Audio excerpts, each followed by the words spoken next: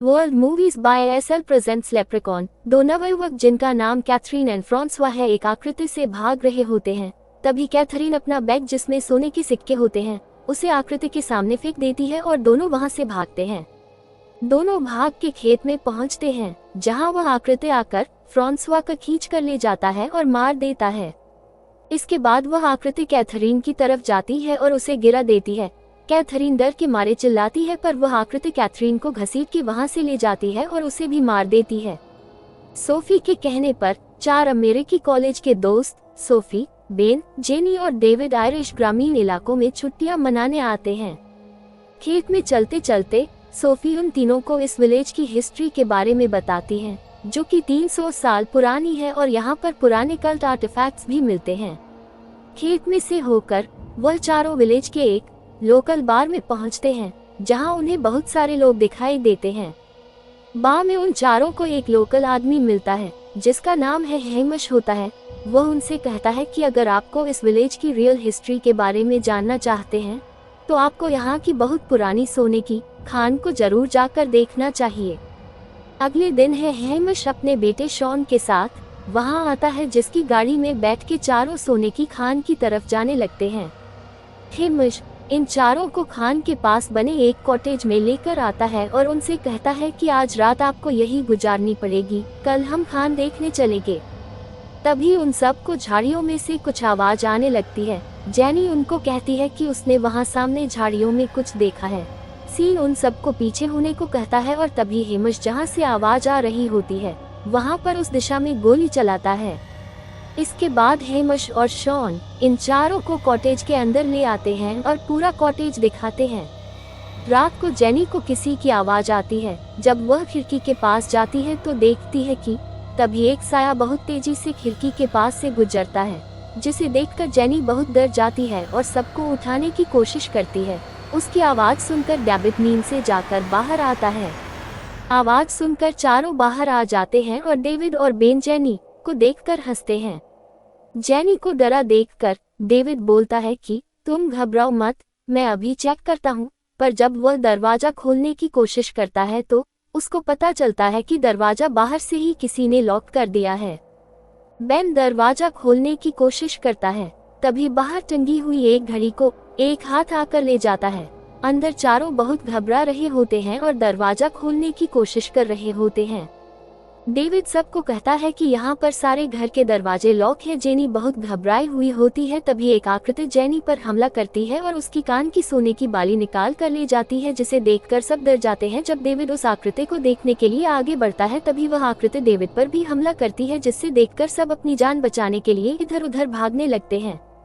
वो सब फायरप्लेस के द्वारा बाहर निकलते हैं पर जब डेविड बाहर निकल रहा होता है तब वह आकृति डेविड पर हमला करती है और डेविड को पकड़ लेती है। तीनों बाहर से डेविड को खींचने की कोशिश करते हैं पर वह आकृति डेविड को बुरी तरह जख्मी कर देती है। वह तीनों डेविड को बाहर खींच लेते हैं और बेन उस फायरप्लेस का दरवाजा बंद कर देता है।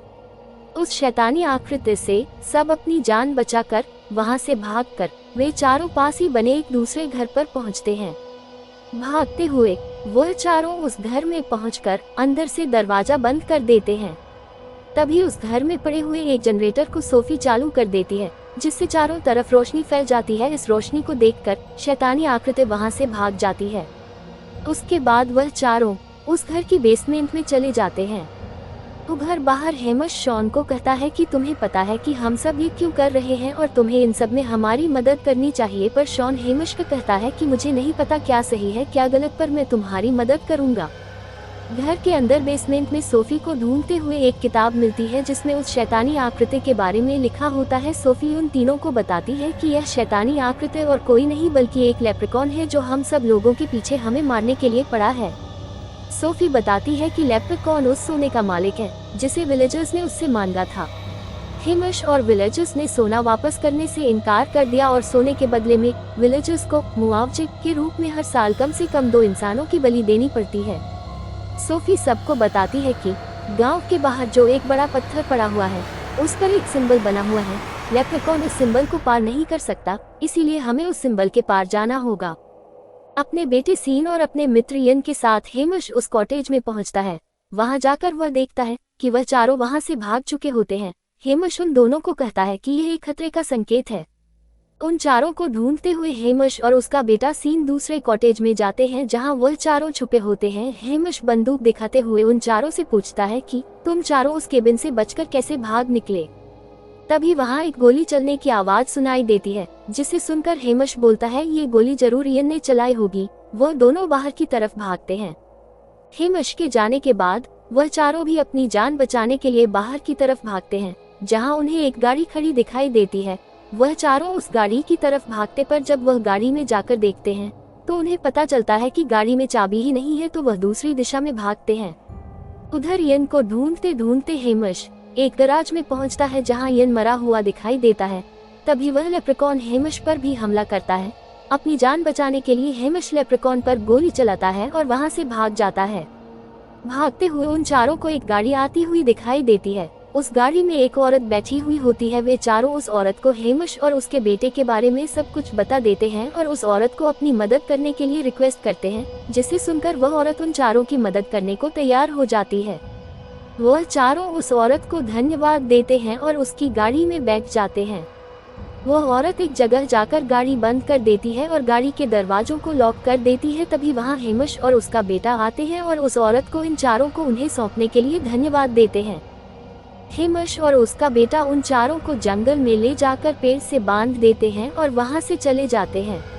इससे दोनों लड़कियां बहुत डर जाती है और जोर जोर से चिल्लाती है।